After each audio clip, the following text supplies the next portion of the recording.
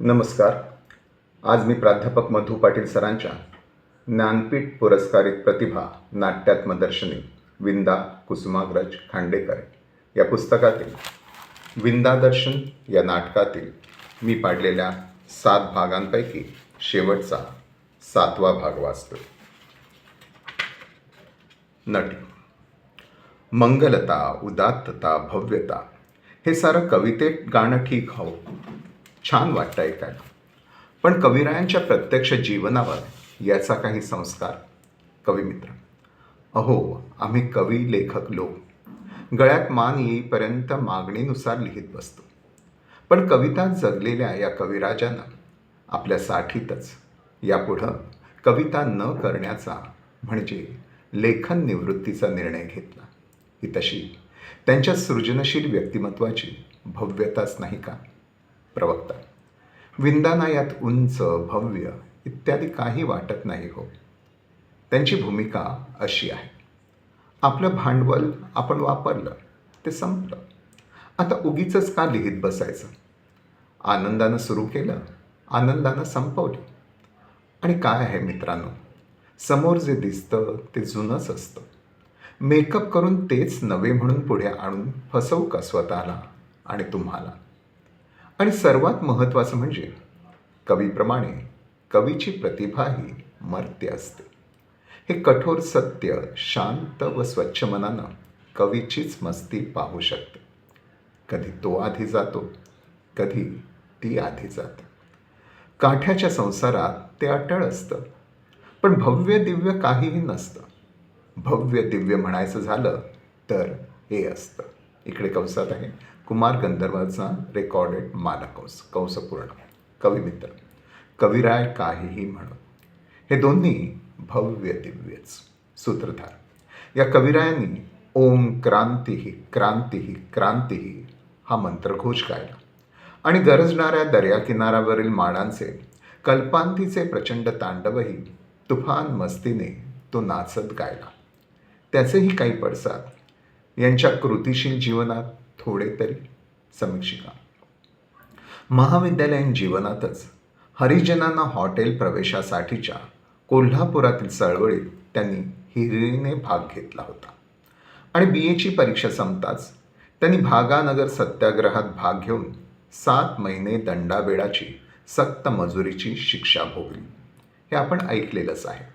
पण वाणी हेच त्यांचं खरं शस्त्र. जथानेता. प्रवेश.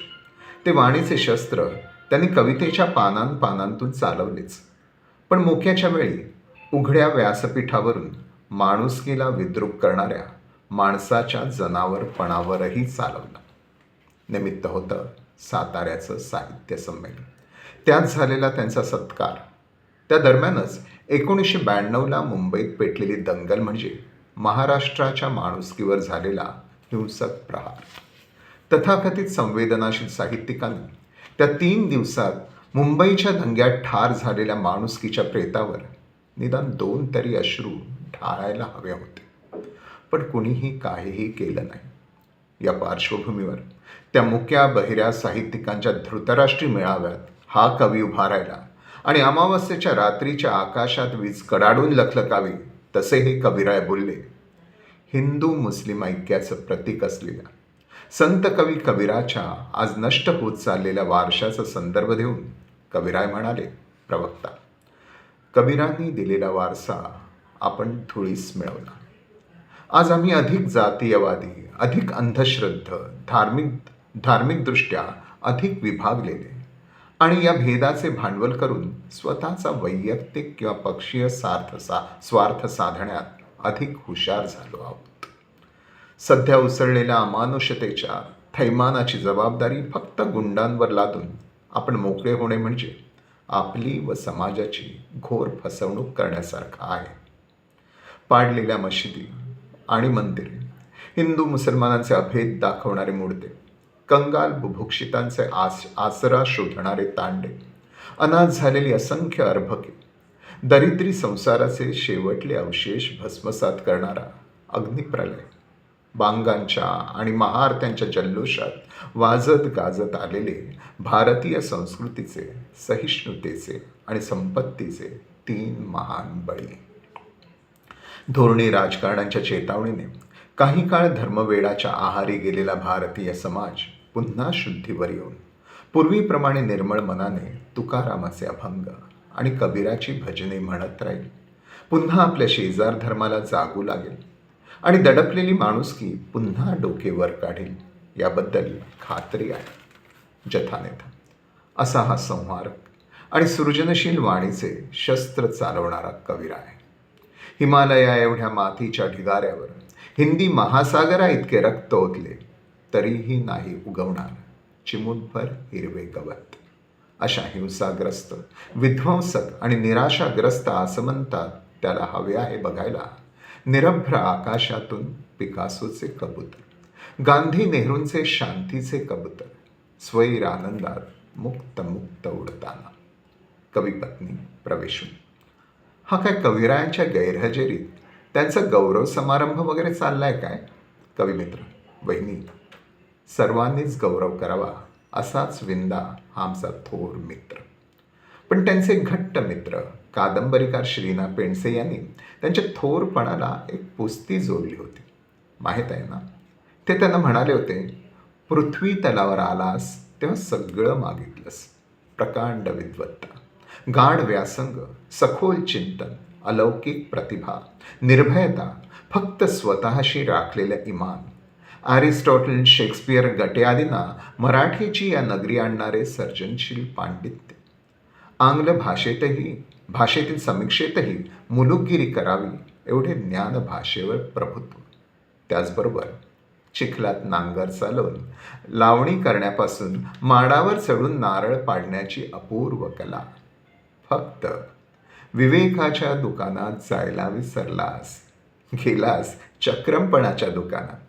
तुझ्या सर्व गुणांकडे लक्ष देऊन आम्ही तो सहन केला. सुमावहिनींनी कसा सहन केला असेल ते त्याच जाणू. केवळ त्याकरता त्यांना पद्मश्री देऊन मी गौरवले असते. कविपत्नी, मी पण थोडी पुस्ती जोडू का? ते नुसते चक्रमच नाही तर अरे रावी, उर्मट, भांडखोर आणि संतापी, पण अतिशय भाबडे आणि हळवे. तोंडाला येईल ते फडाफडा बोलून मन दुखावणारे, पण जीव तोडून प्रेम करणारे. वरवर अतिशय कंजूस आणि काटकसरी, पण प्रसंग आला तर नेसलेलेही सोडून देण्याची तयारी असलेली.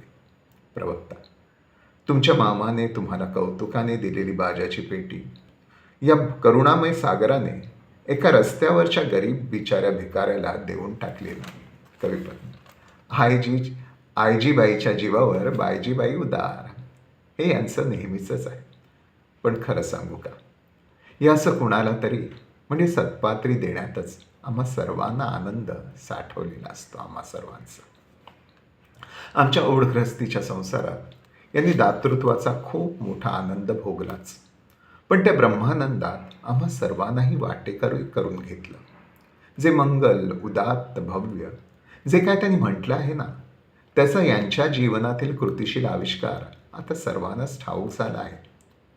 जीवनसाथी या नात्यानं त्यांचा मला याबाबत केवढा अभिमान वाटतो.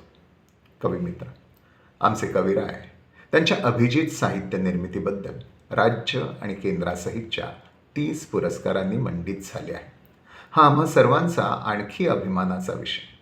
सिनियर फुलब्राईट, सोव्हिएत लँड नेहरू वाङ्मय, कुमारनासन, कविराज कुसुमाग्रज, जनस्थान, महाराष्ट्र फाउंडेशन असे राष्ट्रीय आंतरराष्ट्रीय पातळीवरचे पुरस्कार, तसेच त्याच पातळीवरचे कबीर, कोणार्क, साहित्य अकादमी सन्मान आणि सर्वोच्च भारतीय ज्ञानपीठ पुरस्कार. ही पुरस्कार आणि सन्मानांची यादीच ऐकून कुणाचाही ऊर आनंदानं, अभिमानानं भरून जाईल. कविपत्नी, या सन्मान पुरस्कारांत प्रित्यर्थ मिळालेले त्यावेळेचे सुमारे 10 लाख ज्या समाजाकडून आले त्या समाजाला देऊन टाकले. या भावनेनं त्यांनी ते देऊन टाकले. झोपडपट्ट्यातील संतती नियमन, वेश्यांच्या एडग्रस्त मुलींचे पुनर्वसन, भूकंप व दुष्काळ, आपदग्रस्त अपंग मुलांचं पुनर्वसन, बालशिक्षण, अंधश्रद्धा निर्मूलन, म्हणजे मार्क्सवादी तत्त्वज्ञानाशी सुसंगत ठरेल अशा कार्याला देऊन टाकले. माधव जुलियन, कुसुमाग्रज आणि र.घो. कर्वे यांच्या कार्याला अभिवादन करण्यासाठी त्यांच्या स्मृती व्याख्यानमालांसाठी मुंबई आणि महिला विद्यापीठांकडे सुपूर्त केले. समीक्षिका हा तसा शेवटी माहितीपटच झाला. पण त्यांच्या घेता या कवितेचाच त्यांच्या वैयक्तिक पातळीवरचा हा कृतिशील आविष्कार सांगणे आवश्यकच होते ना. सूत्रधार आपण त्यांच्या त्याच कवितेच्या भरतवाक्याचा संस्कार घेऊन जाऊया. नटी आपलं भरतवाक्य हेच असेल. प्रवक्ता देणाऱ्याने देत जावे, घेणाऱ्याने घेत जावे. कविमित्र देणाऱ्याने देत जावे, घेणाऱ्याने घेत जावे, हिरव्या पिवळ्या माळावरून हिरवी पिवळी शाल घ्यावी, सह्याद्रीच्या कड्याकडून छातीसाठी ढाल घ्यावी. नटी वेड्यापिशा ढगांकडून वेडेपिसे आकार घ्यावे, रक्तामधल्या प्रश्नांसाठी पृथ्वीकडून होकार घ्यावे, उसळलेल्या दर्याकडून पिसाळलेली आयाळ घ्यावी, भरलेल्या अशा भीमेकडून तुकोबाची माळ घ्यावी. सर्वसमूह देणाऱ्याने देत जावे, घेणाऱ्याने घेत जावे, घेता घेता एक दिवस देणाऱ्याचे हात घ्यावे, देणाऱ्याचे हात घ्यावे. इथे नाटक संपतं. या नाटकासाठी संदर्भ वापरलेले आहेत. 1. विंदा करंदीकर यांचे सर्व साहित्य, विशेषतः काव्यसंग्रह. 2. डॉक्टर विजया राज्याध्यक्ष. अ. बहुपेडी विंदा खंड 1 व 2.